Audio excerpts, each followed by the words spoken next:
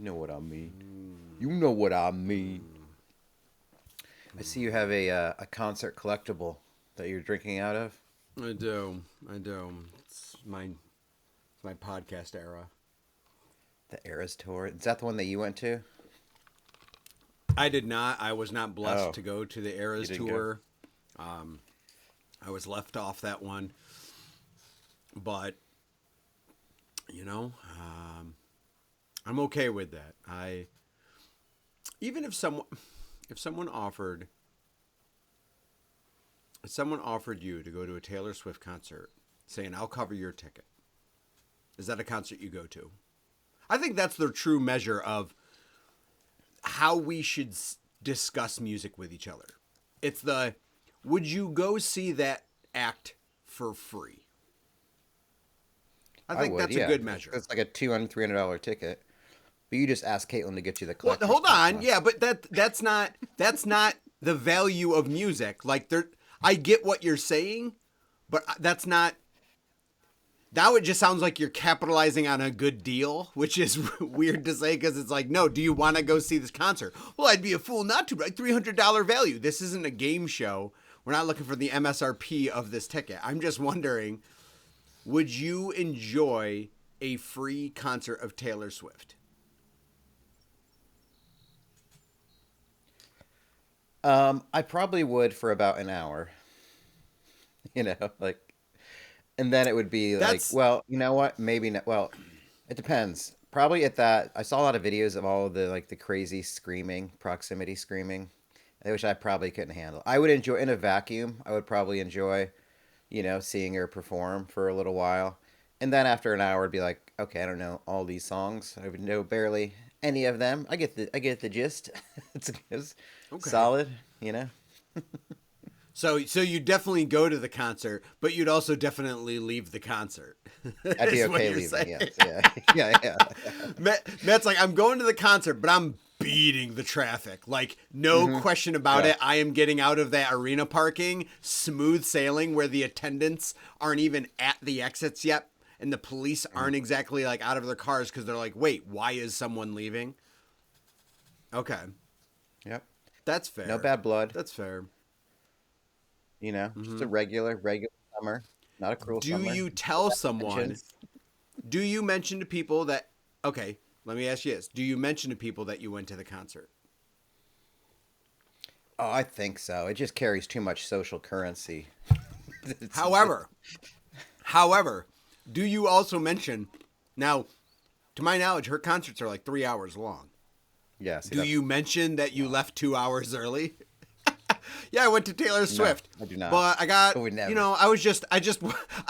got what I wanted out of it, and then I left 2 hours early. See, the backlash to that would be too great for me to stomach. Ah, I couldn't handle got it. So Matt would go to the free show. He'd leave aggressively early, and he'd lie about the experience so that he could fit in instead of getting lambasted and being content with his decisions. Okay. Interesting. I like this little experiment that we did here. It tells a lot about a person. I know you're summarizing me, but it feels like you're putting me into a box, and that box Yeah, is maybe. perfectly shaped for me to be inside of it. But So but what it do you is my mean? coffin, What do you my mean you Swiftie have coffin. social anxiety, Matt? Why do you think? What leads you to? What leads you to feel the way you do? Well, my friend took me down this like psychological experiment and made me feel horrible about something I was trying to feel positive about. Okay. And that's anxiety in a nutshell. I've confused my priorities. Isn't it supposed to come to me? Yes, this is how it's meant to be. Every little thing flashing on a screen.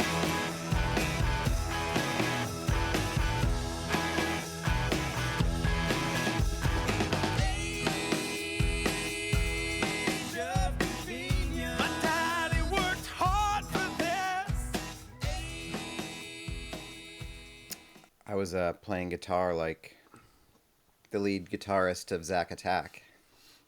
So I was about to tell you to just shake it off this whole intro, so we can have a show. But yeah, Matt brought his Speaking shirt of up a little bit so I tours. can get a better look. And it is a Zack Attack from Saved by the Bell. Oh my God! Summer It even tour. says Summer Tour. That's Summer Tour such a good 93. shirt. And it's a major birthday gift. So I'm so excited! so from the twin sister. Wow. She was very excited to give it to me, and I was excited to receive it. You know, I wouldn't say like I'm super into novelty T-shirts, or like, you know, I feel like that's your bag, and I don't want to take that from you. Like that's the references, the cultural reference T-shirts. I don't spend money on them at least, but I Okay. do like to receive them. And Zack Attack's a good one. So if you guys don't know, who doesn't know? I mean, you either know or you don't. Yeah, you Zack can't Attack, one of the describe it because greatest if you bands. describe it, it just sounds insane. Which is any show. That's kind of nostalgia in a nutshell, right? Is that like you can't explain to someone who doesn't share the nostalgia why you enjoy something nostalgic. It doesn't make sense. It's not supposed to make sense. That's the only reason you enjoy it is because you understand its obscurity. So, yeah. It'd be a Saved terrible by the topic Bells for a band. podcast. Somehow, all of the friends were in a band. All of our protagonists were in a band together. That's crazy. How could that happen? A precursor for a lot of, well, maybe the same time, but before the Jonas Brothers, before Camp Rock, before, I don't know, there's probably a few other things. Does Zach and Cody, is that a thing? Did they have a band? Josh and Drake, do they have a band? I got to The assume. Paw Patrol band. There's got to be a Paw Patrol band.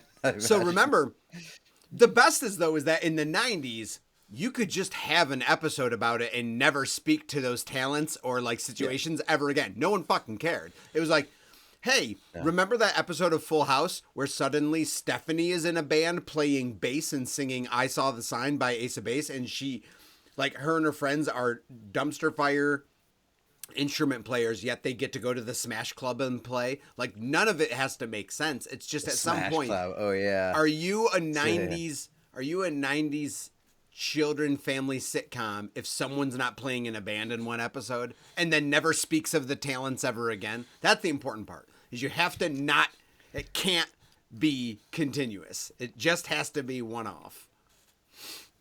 Well, here, I want to, for the folks that don't know, so Saved by the Bell, critical hit of the early 90s. It was on before school, after school, I don't know, all the time, seemingly. Yes, I don't even know both. when it was new. Like, when we were watching it, was it new then? Or was it already syndicated? I don't know when it came out. If it was a Saturday morning deal, how it worked. But yeah, one episode, all of a sudden were all in a band. And the great part is, somebody's already done a debrief on this, where they look at the instruments and the playing of it, and they played it like the actors were doing it and what the actual sound would be coming out of it. And it's brutal. It's like somebody playing Guitar Hero and just missing all the notes. Yep. You know, like one of those. But here's a little treat. Here's their big hit. Obviously, Friends Forever. That was a hot jam. And I don't remember, what was the context? Were they in a talent show, or were they going to perform on a cruise ship? I don't even remember why they were doing all this. Was it just to, like, before they graduated, to like, hey guys, we should have put that band together and we should go perform at the Max? They were gonna I think there was like two. I think they may have breached and gone like 2 episodes or 3 maybe even when Zack Attack, because one was like the Behind the Music, which was phenomenal, hosted by Casey Kasem. That's right. That's right. But there was one where think- they were yeah, playing okay. for a dance, one of the dances where Zach and Kelly like were breaking up. So pretty massive combo boy. of Zach and Kelly, Oh because boy. Kelly was, I don't know. I think it was the guy Jeff from the Max. I think that was in one of them. But yeah, there was a school dance they were playing for. That was definitely one of them. Okay. So here's a little bit, and I think this is from the Casey Kasem episode. I'm pretty sure. Who's garage? Please is enjoy. this? I know. We'll be friends forever. Till the end of time. Where are you going, Kelly? We'll be What is Screech doing? He's like lightly grazing the keyboard. always be there. Yeah, yeah, friends. Always be friends. Yeah, Zach's playing the guitar. He's just upstroking. I've never seen that on a guitar. I know guitarists that just exclusively downstroke. Oh my god. Slater's got some hops. Slater's got some hops on the drums, I think. Right, that was the best song you ever wrote, Zach. And of course, had to put, that was the best song you ever wrote, Zach. Right.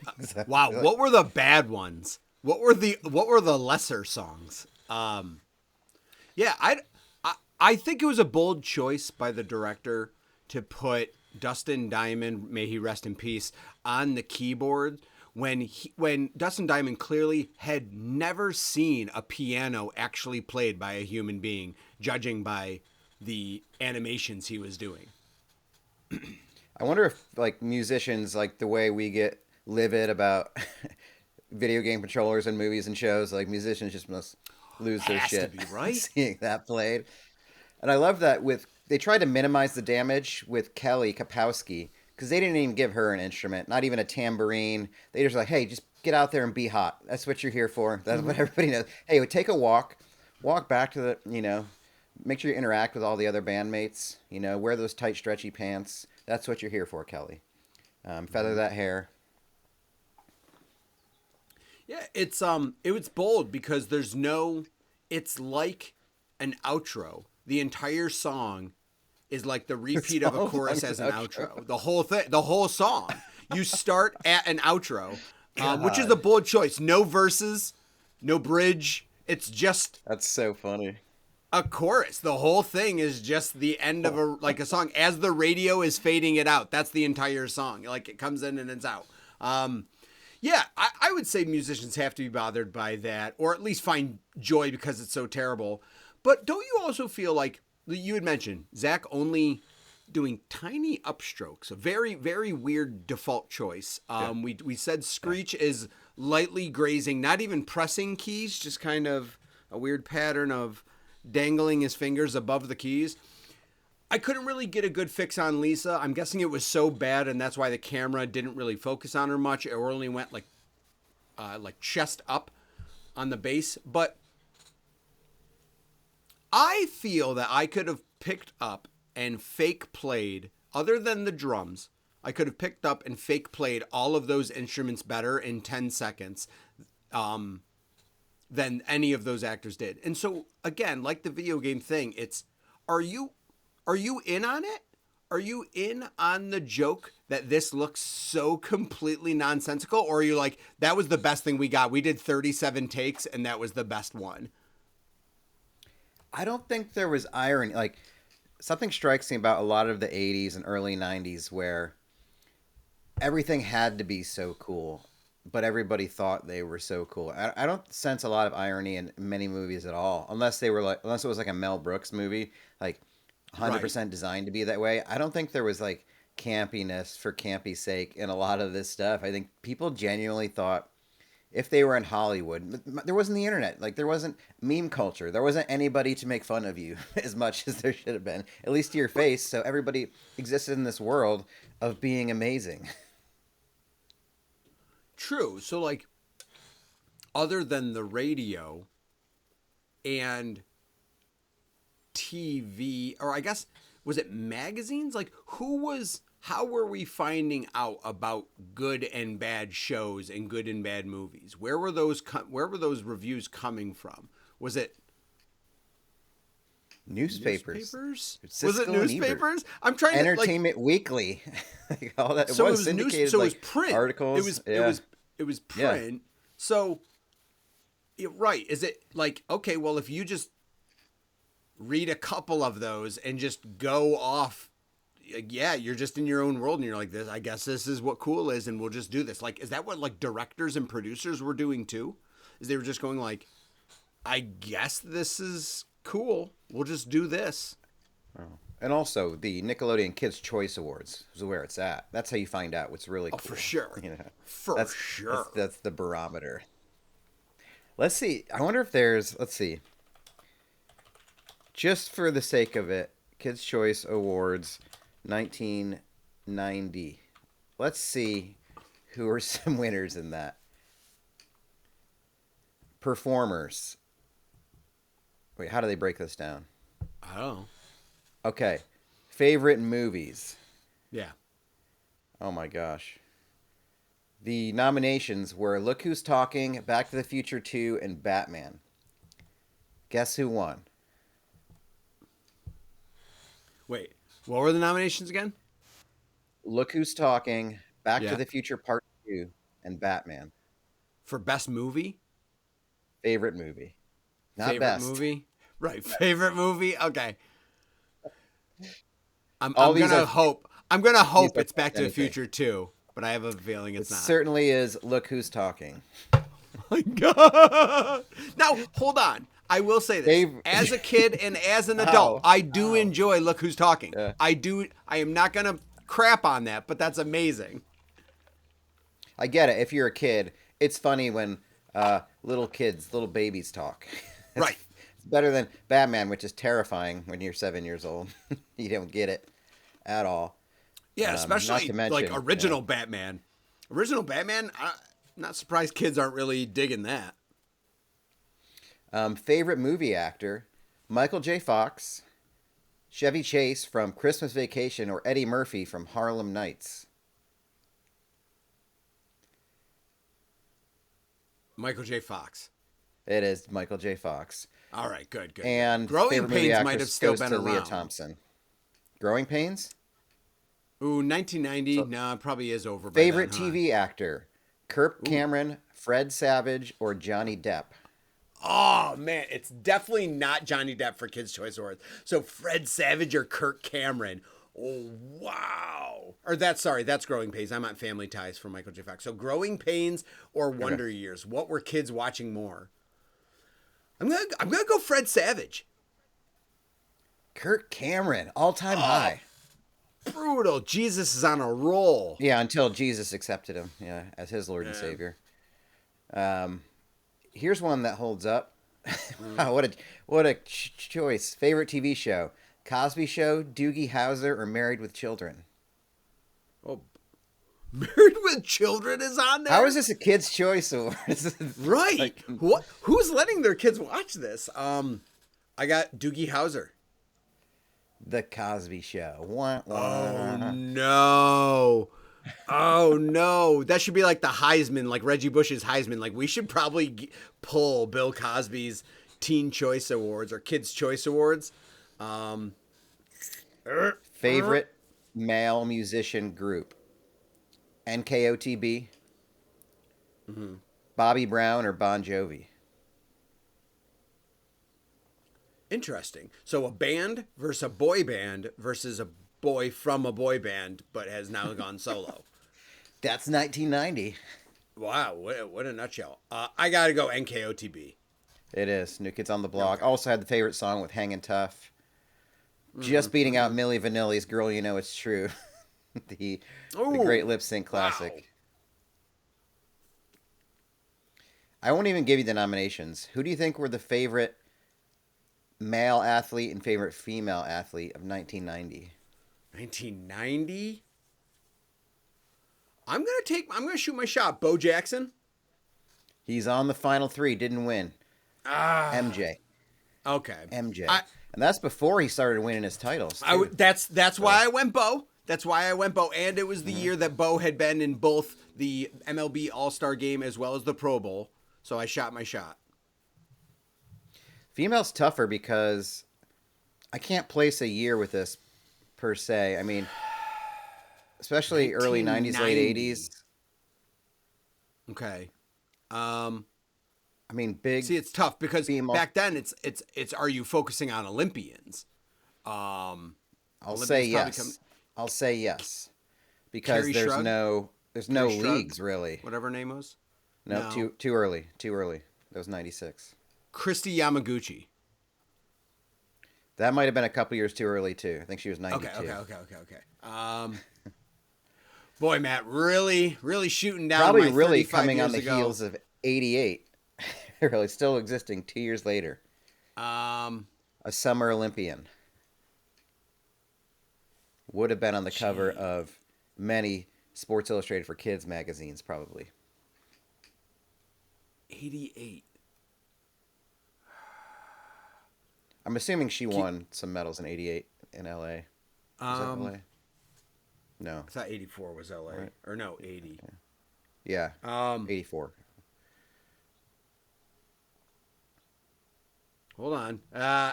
Give me something. You got to give me a clue or something. I don't know. Give me a sport. I would say track and field. Jackie Joyner Kersey? That's right. She was like the most Forgot about notable her. female Feel athlete bad, but for a forgot while. about her. Yeah. Yeah. Yeah, that's true. It was not the most notable. It was the notable. Like, I feel Yeah. bad saying that, but I think in reality, that's exactly what it was. It's just that's right. Other than Olympics, there were, like you said, no leagues, no association. There was no professional women's sports. Nope, there was no, even soccer, I don't think was that big, because that's probably our biggest, well, basketball, obviously, Yeah, we but didn't have, soccer is Mia big for Hamm us. yet and all women's that. Sports, yeah. So, yeah. Steffi Graf was on the list. Not American. Steffi but Graf, tennis player. years tennis. Yeah, those are big years in the early 90s. Okay. Okay. Watching That makes sense.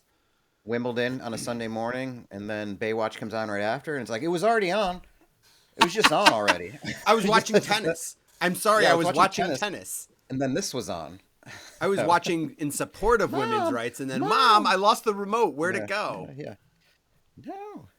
I got a computer virus, Mom, and my pants fell down. That's all time. Classic Do you know computer that? viruses. Yeah. No, Mom. So, speaking of sports, it's an exciting week for you and all the baseball fans around the world. Yes. The Yankees won yesterday by a touchdown and a half. I think they got a couple Two touchdowns. touchdowns, a couple field goals. 2 touchdowns, 20-6, Yeah. I believe. Yeah. Something like that. Yeah, it's a pretty big game. Just the way you like your baseball. 9 home runs in a game. I hope it's like this all year. Sure. But it is exciting. It was a lot. Outside, this is the second best week of baseball in the year outside of the week before the playoffs, into the playoffs. Then we will have 22 or so middling weeks of baseball to get us through the summer. But it's, it's exciting right now.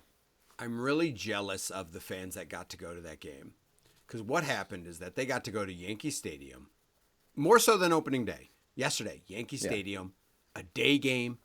It was like Saturday afternoon. Man. It was like 75 degrees out. Somehow. And there was just a barrage of home runs. Like, you are like, baseball is here, baby. And it was still March. Like, it was a nice day for a day game in March with a billion home runs. And the worst, or another more in-depth funny part to it is that the pitcher they were going against for the Brewers was on the Yankees last year. So it's like, hey, welcome home. Battered the ever-living crap out of them and got them off the mound in the second inning. Doing the bull dance, feeling the flow. Yeah. Working it. They did of course a couple on the network. They did a couple mentions and tributes visually of Bob Uecker, who passed away this offseason, who before I was even big into baseball, I just knew him for his role as Harry Doyle, the announcer in Major League. And that's something I think about a good amount, is how much I enjoy sports comedies and how the 90s and late 80s into the 90s embraced the sports comedy so much. And they were in every way, shape, or form. I don't think I've ever seen a sports comedy where I'm like, I wish I didn't see that. Sure, some are amazing and some aren't. But I love sports comedies. There's always something that you're like, like that's absurd, or just there's usually pretty aggressive writing. Some of the ones in the early 90s and late 80s had real foul humor and such too. and Major League was probably one of the best to ever do it. But it makes me wish that, like, in today's world, like, how come people aren't writing sports comedies? They can't be expensive to write. So you just need comedic writers, people that are good at writing these TV shows. Put them together in a room and make me a sports comedy. Make on any sport. I don't care what the sport is. That's the best part, is you can write it on anything. Yeah, it's probably more a TV thing now or a Netflix thing. Probably the best one I've seen is the spinoff of Letterkenny, Shoresy. They got a few seasons of that. So I think it's good to watch Letterkenny first because it's funny, just Canadian wordplay, silliness. Very enjoyable, very bingeable. But then Shoresy, the spinoff of it, is a hockey show, obviously, and it's good. Good chirps. Like, the story's fun. They've got a bunch of guys who are just, like, getting fucked up and trying to win, like, a senior men's league title. But the characters are well done. Good banter. But just characters you can pull for, but also you don't mind if they fuck up, kind of thing. You know, you're expecting it a little bit, but that's probably one of the best ones I can think of recently. I mean, I'm sure there's some that I haven't thought of, but I can't think of like a movie because it's hard. Who backs a movie, like a sports movie now? That's not like just straight right. I mean, streaming. I never watched. Did you ever watch Eastbound and Down? Oh, I've seen some of it. Yeah, I know enough. Familiar with enough of it. Yeah, that's good. I never did. I heard positive things, but Danny McBride sometimes hits with me, and sometimes I'm just like, I'm over it. So I think to think of him in a main role is taxing to me. He's the, kind of like it's the Edward Norton effect. You want Edward Norton in all of your movies, but you don't want Edward Norton being the star of your movie. You want him to be best supporting actor in everything. You don't want him to be the star. Edward Norton needs the prime player because he's top B movie. He's an A- lister. He's not an A-lister. He's an A- lister. Well, I think McBride, what is that? The Righteous Gemstones? That's more of an ensemble cast, so I think it works with him. And I think he directs it, actually. So I've seen the first few seasons. I know there's a couple more to watch, but he's one of those guys who's always him. Like, whenever I think of Danny McBride, I think of just the overconfident but shouldn't be at all guy. Like, doesn't know, has no self-awareness at all about who he is or what he is, and he's just that guy in every movie. It appears that's, like, I wonder if that's stuff. just his, is he a typecast character, or is that Danny McBride? Who he is, yeah. It might just be Danny McBride, because I don't know how you develop that type of character, because it just seems like he's a dude. But yeah, I mean, that's what he is in literally every role. It's, do you want Danny McBride in this movie? You write a role for Danny McBride, like, you don't be like, who could play this? Maybe Danny McBride could. No, Yeah. You know what you're doing. If you want him to be in your project, you wrote him in as him. Yeah, Pineapple Express, Tropic Thunder, all that stuff. He's just exactly who he would be. What is it, at World's Edge or whatever it is, World's End or something, all that. In the end. No, in the end. Or, yeah. The end is something about the world ending. End doesn't even matter. Wow. Is that good? No. I've been practicing. I might go to karaoke. I always appreciated with you and your DVDs, because when DVDs were coming out, like, I think a big focus was like, oh, get like the epics, get the stuff you want, like, to make it like the quality. So now I can get The Matrix, I can get Gladiator, like, I can get Saving Private Ryan on DVD, like, all these like cinematic masterpieces that you visually are gonna be upgraded, and you're like, I'm gonna get Pee-wee and Major League and fucking just all these movies that I just like. I don't care about the quality. These are the movies that I want to have on DVD. And you want to know what, man? Like, call me a man ahead of his time, but those now are like, you can't find those. They're not easy to find on streaming and such. I have a lot of DVDs that I bet are way harder to find than I'm giving them credit for. Because I did. I scrounged up all of the obscure stuff from the 80s and 90s that I remember, and I'm just like, I can't believe this is being sold, and I bought it. And now you can't find a lot of those things. So obviously they're up at our family's camp, because there's no internet up there. So that's where they reign supreme. That's where the DVD is king, is in the land of no internet. And I am now in a position where people are giving their DVDs to me and being like, "Hey, do you want to bring these up to your camp?" Because I don't have a DVD player anymore and stuff. And so I'm like, all right, like we just take, like, we're like a donation bin in sorts of where people think their DVDs are going to be able to thrive. And I have to go up there soon and really do a project of reorganizing all of the DVDs. And what I'd ideally love to do is make like a database and like a Blockbuster type setup, really hammering in like either genres or something like that, and try to get creative with it. Because right now, if I had to guess, the DVDs up there, we probably got about 800 DVDs. Holy fuck. Some duplicates. Oh my and God. Some duplicates and stuff, but probably about 800 if I had to guess. Well, you could do like an Instagram of DVD of the day, because I've seen, like, there's definitely people that are still into physical media and collecting it. I've seen YouTube channels of people that are dedicated to that. But they, it's almost like their genre. So they go either horror, or they have like the Criterion collection, or they don't open them, or it's like special editions with like, or like chrome covers or whatever you call them and all that shit. And yours is just regular DVDs. You're just in like there's no design behind the collection. A lot of them are probably the books with the paper thing that has the plastic clip over it. So Yes. more fun. Like, these are the DVDs of the regular man. You know? Correct. Right. This was not an intention for a collection. This was, I like this movie, I'm going to watch this movie. Now, do I have some DVDs that I never watched them?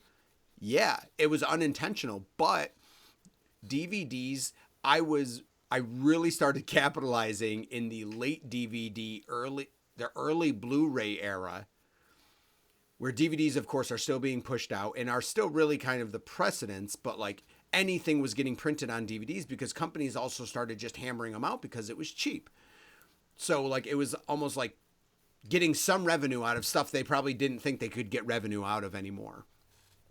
So I bought a lot of stuff on like, you know, those like 3-disc and 4-disc combos of things that don't even make sense together. Like, I loved finding those because I'm like, yo, I like 2 of these movies. I'm like, I don't even know what these 2 are, but this thing is $6 for 4 movies. I'm just going to buy it. And so, like, Walmart bins, people are like, oh, my God, bin movies? I'm like, oh, my God, bin movies. I'm like, it's probably something that I had, like, made for TV in 1991, and I'm going to own it now. And, yeah, it's that's a good point, man. That I could do something with that. Not anything. Bin movies. You can just call it that. Like, there's your social handle. Bin movies. Yeah, and just give like, I don't know, there has to be a nuance to it. It's got to be like me pulling out a movie from the shelf and then giving like a 30-second synopsis of it or something chintzy about it. You should get a bin and put them all in there and just grab it randomly. Just instead of organizing it, do the exact opposite and just get a bin. Yeah. Oh my God, that's so goddamn stupid. It might be perfect. Here's a blast from the past. So I went over to my folks' place yesterday. My dad needed help basically moving. He built a new entertainment center to put in the living room. He was getting rid of the old one. And the old one was the one we've had since maybe Nelson Street. I don't know. It was purchased at Marty's Barn Cellar in Elbridge. I feel like that entertainment center was absolutely at your old house. So it's very clearly small, it's the one I'm thinking squarish. Yeah. Right. It's the classic ones where you push into the colored glass on the front and it opens up so you can adjust your audio receiver or put your the magnet DVDs glass. in. On the side, it has 2 things that pull out. One side for CDs and the other side for VHS tapes. And it was not like there was VHS tapes in there from... It has the original Jurassic Park VHS tape when it came out in 1994. Like, it, because it used to take a minute for it to come out on VHS. And now that's probably worth something, that it was the original one. But I found this. Well, a few things that look like this. A RCA videotape. Just listen to this. Listen to the sound. Well, that's some ASMR. Yeah, get the tingles. But this one is special because it is the full collection. I forgot I had this of Redondo TV from Cole. You can't really see that, but believe me, that's what it is. Wow. There it is. The titles of the episodes. Project Mayhem, Shame is for the Weak, The Return. Whoa. Everybody's a victim. So the way we had to put this, so at Colgate, we recorded everything on mini DV tapes because that was the coolest thing at the day of the day. And we put it into like Adobe whatever Pro or Premiere or whatever it was called, Final Cut, edit, and then we would export it to a VHS tape, and because that's how it would get played on CUTV 13. So they would play it through a VCR onto the TV station. That was the quality. I don't know why they couldn't figure. I mean, it's still early, so I guess they couldn't figure out how to just port it over digitally and play digitally from a device to the TV station. So it was always like from a VHS, and then I eventually just put them all into one VHS. So now I got to figure out how to digitize all this stuff, because there are some like I know that there's a YouTube, Redondo TV, one word. Check it out, subscribe. That has like 10 bits on it, but I have to go through this and figure. I don't know. So I don't know. It's exciting. I forgot that this existed. I forgot that I used to use VHS tapes as a means for this. I don't even know how you sent me some skits when we were in college, because I remember vividly in my dorm, like watching Redondo stuff on my computer that you would somehow send me. I don't know if you guys just had the digital clips and you were able to email them or something. Yeah. Like, so I think I remember playing it on my media player and like showing a couple other people. Like movie MOV files, we could probably make those from, so maybe there's somewhere. I do have a fine collection of like external hard drives that I still carry with me and USBs, just in case things that you got to keep with you just in case and you never look at them again, which is nice. It's better than carrying around bookshelves of DVDs and other physical stuff that I would forget about, or full boxes of it. It's smaller. It's a lot smaller to carry around the things that you forget about. It's a lot easier. Speaking of like your CCTV network for college, obviously those were still pretty big in our time, like at our time at school. Did your TV channel, other than Redondo TV, of course, and other than random news reports that no one knew when they were on, if it was anything like our college station, you just kind of flick through and hope you just came across whatever you came across. It was like a roll of the dice. Mm-hmm. Did you guys ever do like big things like, so a huge thing for us was that during finals week, it was movie marathon, and it'd be like 24 hours of just movies, but there was actually like live voting and stuff that you could do. Whoa. And between movies, there'd be like 20 minutes of downtime where the hosts were someone was in the studio 24 hours a day.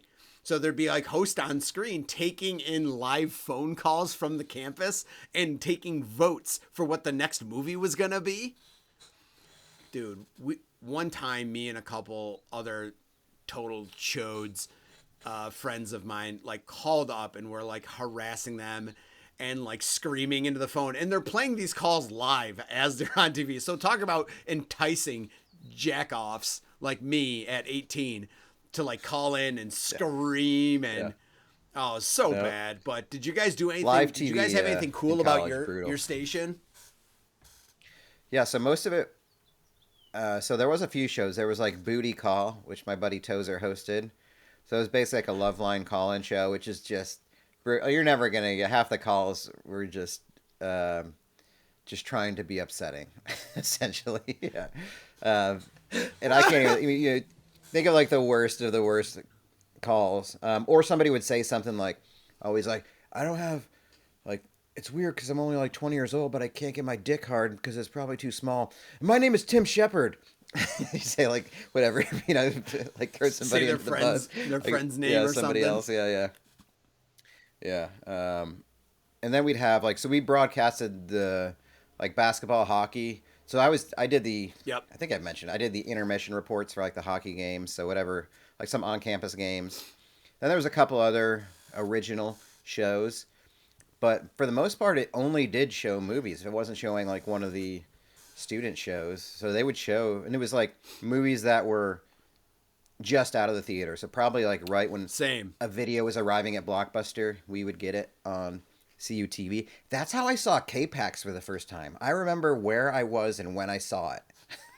'Cause K-Pax? it blew my mind. That's Oh when my God, I really trusted Kevin Spacey. Right, I was gonna say, I'm like, well, it's hard to really push Kevin Spacey projects now, but I still haven't seen K-Pax. But I always have movies like that you would never see, like choose to see necessarily, but they just happen to be on. So then it'd be that, and then all of a sudden, Redondo TV would be on still. So the big one for me, the big one for me, and for a lot of my friends, was my freshman year. They hammered Wet Hot American Summer, and of course at that time, not even at that. Actually, yeah, no. Nowadays, Wet Hot American Summer would actually be a lot more receptive. A big thanks to I think you should I think you should leave. Really has opened the door for that type of nonsensical, weird, dry humor. And The State and Wet Hot American Summer really embraced that back in 2001.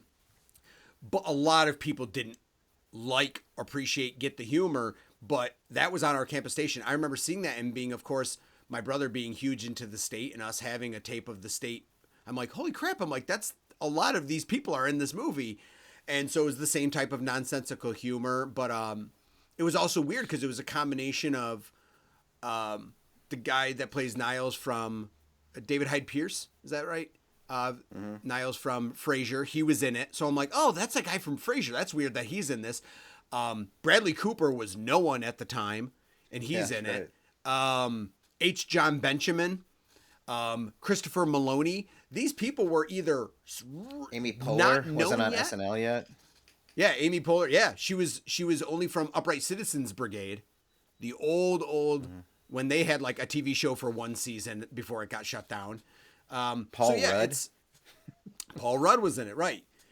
And it's pretty wild because you see that now, and it really was a type of all-star cast that it's so funny because it took so many of those people. That's the weird thing about comedy too, is I like that comedy, I think sometimes more than other genres, it's like if it's like really genuinely funny people, they have to almost wait to see if their type of humor comes around mainstream. And if it doesn't, they'll be cult favorites forever, but every once in a while they can break into some sort of mainstream roles. Because in general now people know who Thomas Lennon is, Ken Marino, even Joe Latrulio because of Brooklyn Nine-Nine, if nothing else. These people eventually break through the mold, but some of them it's not for 10, 15 years or so. But yeah, that's one cool thing that I do. Bob Odenkirk, he's been hilarious his whole life, and his big break is on Breaking Bad. I mean, he had Mr. Show, but even that I would say Mr. Show wasn't. It was HBO. It wasn't a huge hit. Yeah, the Bob and David all of a sudden he's on Breaking Bad, Better Call Saul, and that's what he's known for. Yeah, he mentions that in his autobiography. He's like it's kind of absurd that I'm known for a drama role when all I ever wanted to do growing up was write comedy. He goes, I didn't even want to act. He just wanted to write comedy, and so that's why he was an SNL writer back in the '80s and stuff. But yeah, he's got a really interesting story. Wanted to mention something on Amazon that actually came up this morning. So this is a hot topic.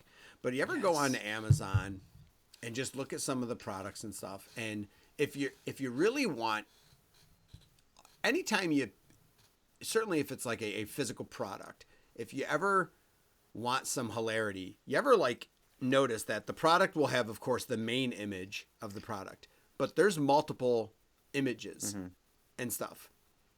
Take the time and scroll through them. Two reasons. Sometimes the image is silly, and sometimes the text over the image is clearly written by someone who's not from this country. Because the wording will be really poor. it'll be like fast make easy for to food. And you're like, what the hell? What? Like, it's amazing because no one's spot checking this stuff because Amazon is so massive that they're like, we couldn't possibly quality, like QA this entire realm that we've built. So like, F it, whatever. So I'll be honest with you. I have my sandwich maker, my breakfast sandwich maker, the thing that has done me very well, but I am looking to get a new one. Reason being is I broke the footing on it, so it's a little lopsided. So my egg comes out lopsided now because of gravity, and also it's just beat to shit. Like it's starting to get grody because it's made hundreds and hundreds of egg sandwiches. So I'm like, well, I'd like to upgrade. I'm like, I'm probably going to get a dual one. I'm like, because, you know, 2 is better than 1. However, I also have this pan that has like 4 circle. It's like almost like a cast iron pan, but if it was 4 mini pans that make like a circle of an egg. And I bought that once because I use that from time to time if I'm trying to make egg sandwiches on like the griddle and stuff. That is cool. So there was I do like that. I've seen it. There was one of those, but I gotta send you. I'm gonna text it to you. I gotta send you the photo, and I want you to notice the 4 items that are in each little circle. 1 is an egg, and then check out what the other 3 things are that they're like, you could make all of this food at once in 4 separate compartments.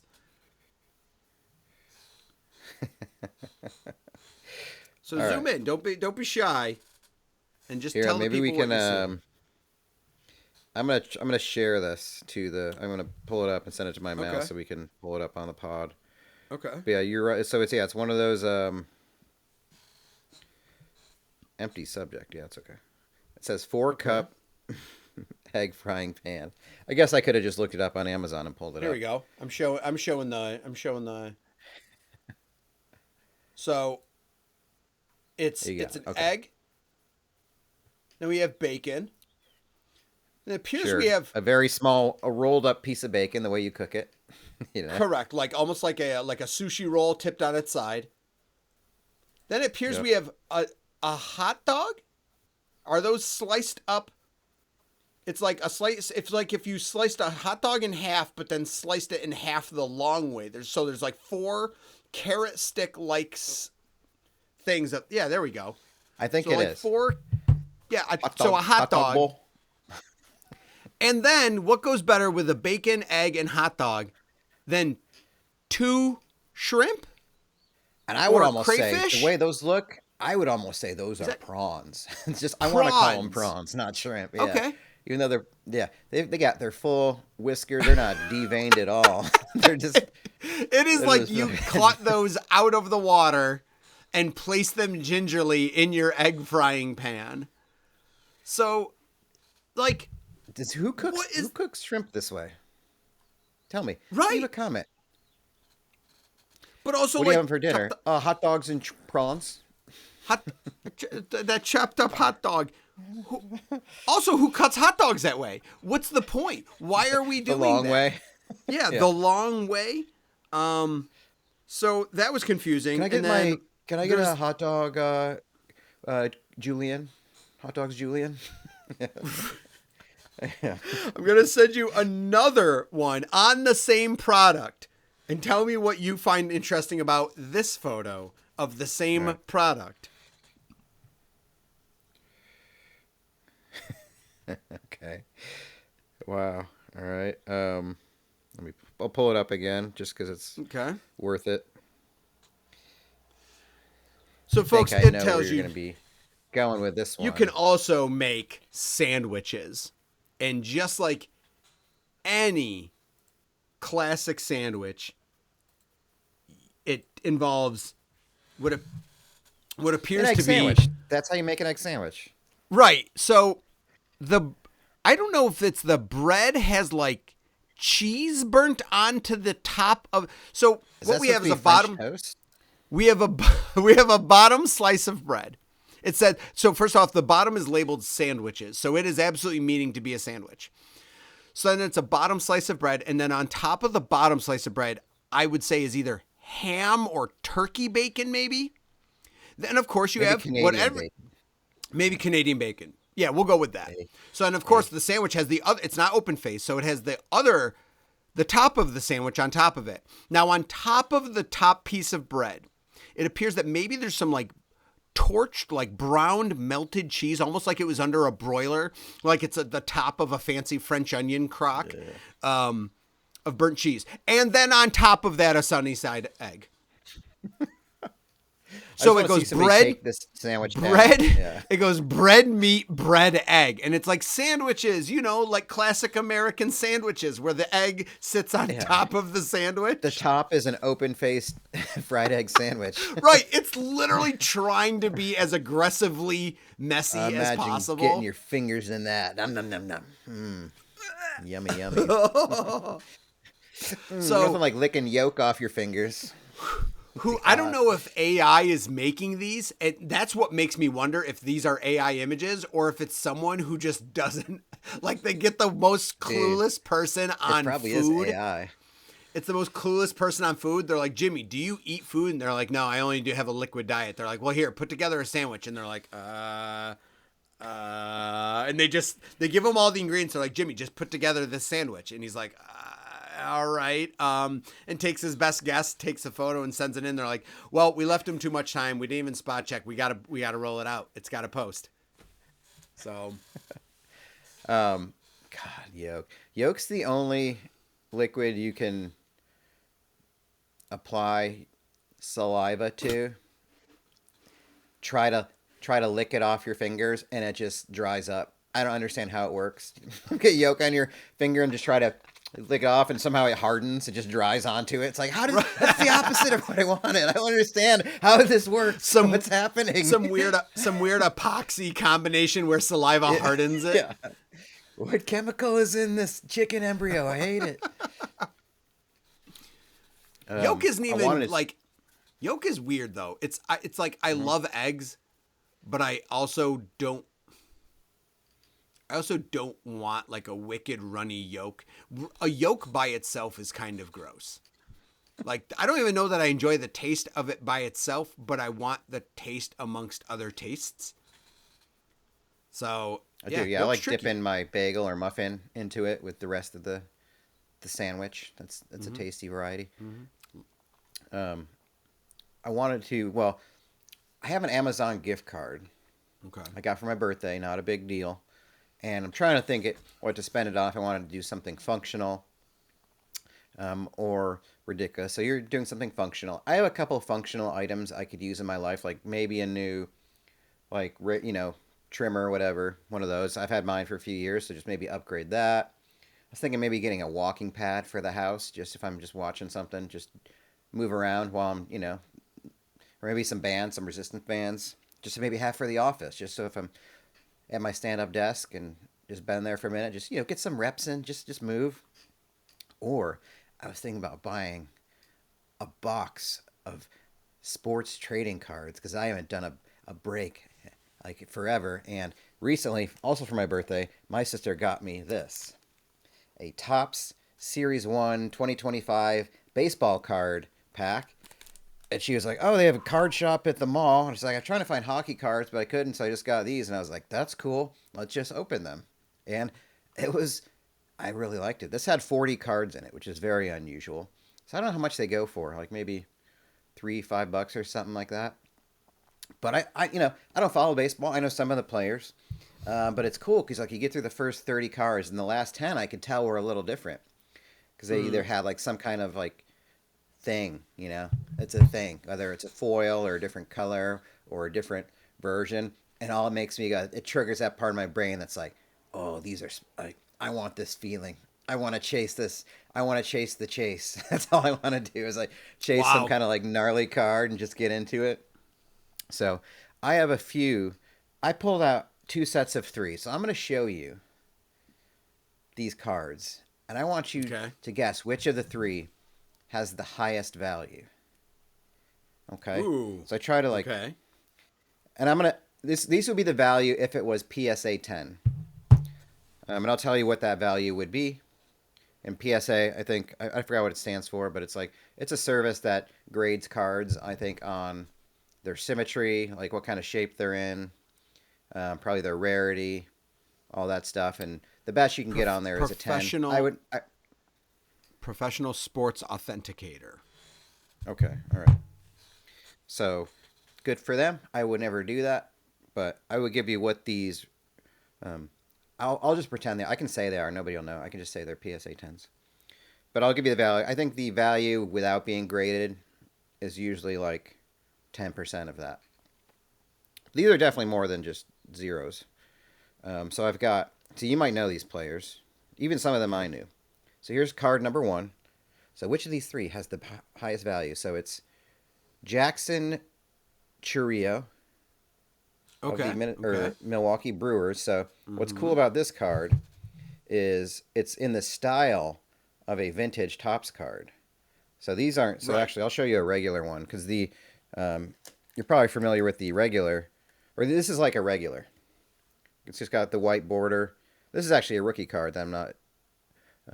Cameron Misner. Do we like him? I don't know. Don't know. But that's what they kind of look like. So this one's got the old school, and even the back.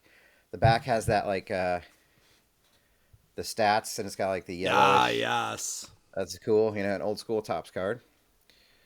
Then we've got a Mike Trout Cactus League. So it's not just a regular card. It's a cactus card.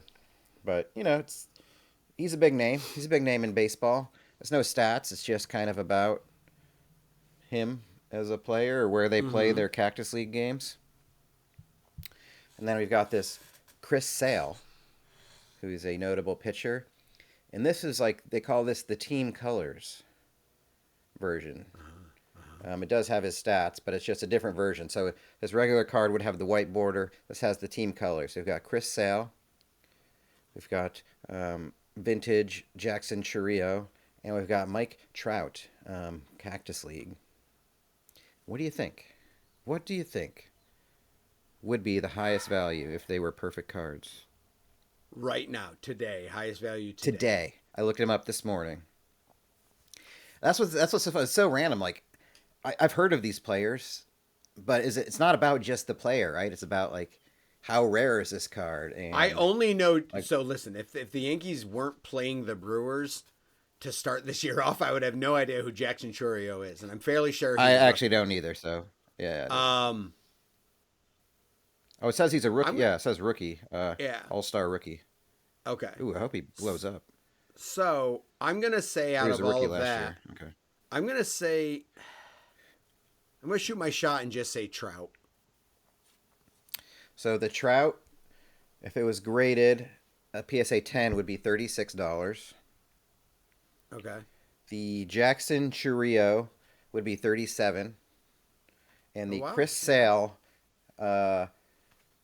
Team Color would be $116. Wow. And actually, right now, ungraded, it's $22. So right now, in my hand, it's $22 without having a grade. Wow. Okay. And you know what? It costs $20 to have a card graded.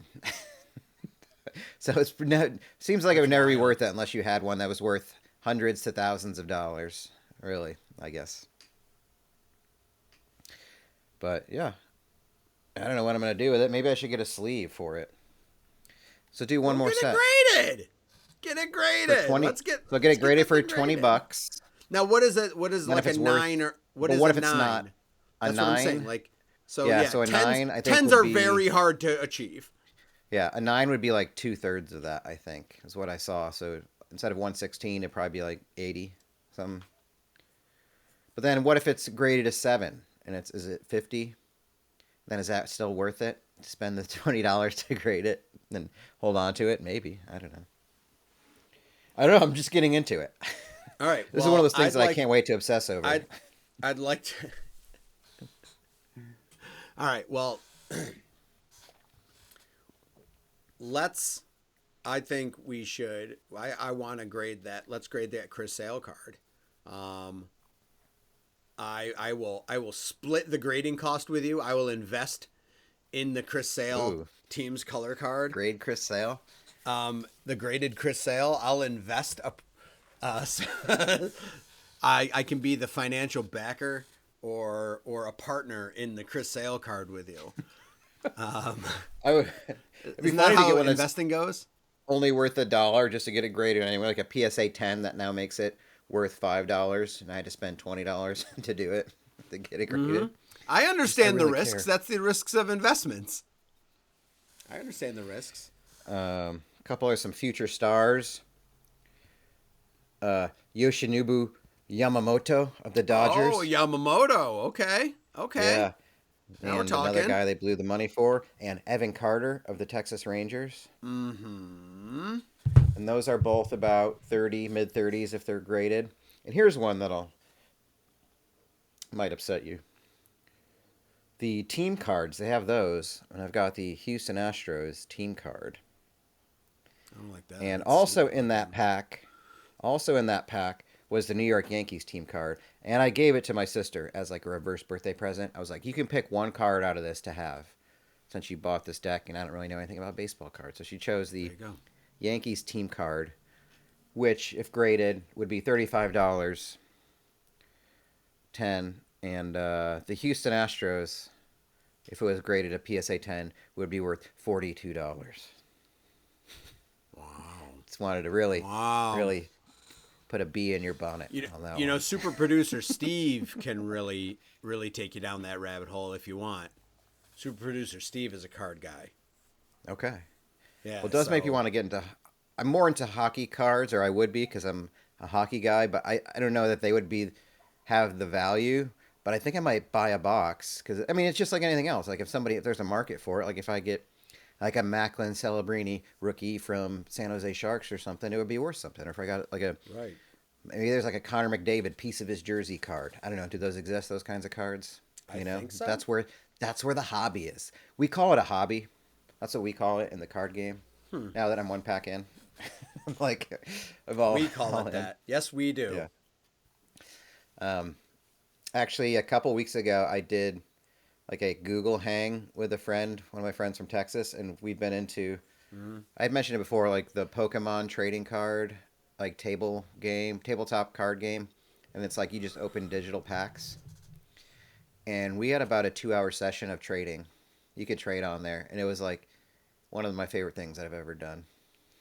I don't know why it's so silly, but you go through and you have to use like all those types of currency that you earn in game. But you can go through. We were just going through it, and like I haven't traded a trading card since I was like 10 years old, and I think I traded I don't even remember. I got a Jose Canseco out of it. I don't remember what I traded for it, but it was a big back porch deal on Nelson Street. It was Someone named huge. Baby Ruth. Yeah, Something like that. But I got that Jose Canseco though. Sucker. Yep. Jose Canseco on the Texas Rangers too, not even on the. Oh Oakland wow, Raiders. not even an athletics one. Yeah. Okay. No, yeah, not good. The greatest achievement he did in the Texas Rangers was when a home run ball bonked off his head. That's true. That's what he's most noted for. I mean, Bash Brothers and the home run bonk ball. Mm-hmm. But yeah, so yeah, I'll look into. I don't know. I mean, I know. So basically, it's like $20 to get a card graded, and I think they send it back in like a little case with the grade or something. And I don't know how long it takes, but maybe I've never done it. Like it's worth it just to learn how to do something and do something, once in your life. And At if you some get to do it point, from home. at some point, you're gonna want to do it to some card if you're serious about getting into this, right? At some point, you're gonna want to do it. So why not do it on kind of the card that just has the potential for it to pay off to do, but also isn't exorbitant, so that you can learn the process. Like you're kind of paying to learn the process, and if it ends up being a positive net gain, great. Yeah, like if this came back and it was like PSA 8 and it's worth $60, I'll just sell it on eBay for like $50. I don't care. Yeah, exactly. You have a gauge. You have a gauge to understand the process. That's what you're paying for. Yes, to learn. Mm-hmm. Yeah, that's it. Baseball season's in full effect. Trading cards are in full effect. So that's what I think. I might go shopping today or maybe I'll buy a Pokemon will never die in terms of value, it seems. It's been around since the late 90s. And people who have those cards, they're worth like ridiculous amounts now. It's like, do I get into Yep, that you're gonna- game now and then 20 years sell him off for thousands of dollars? You're You the know, Logan who knows? Paul. You're like I Yeah. know he's big into the Pokemans. Yeah. It's just it's just a game. It's just a financial game. It's an investment. That's all. That's all, I swear. Pokemon investing is a sure thing, okay, folks? It's basically Yeah. like its own S&P. Yeah, get away from your Ethereum. Get away from your Bitcoin. Physical Pokemon cards are the way. Nobody's talking about it, but this is the podcast. This is your financial advice. We're those two white guys talking about investing on a podcast, and we're saying dump it all into Pokemon. You won't regret it at all. All right. And that was that. Good as Big places gulps, huh? ever to stop talking. Oh,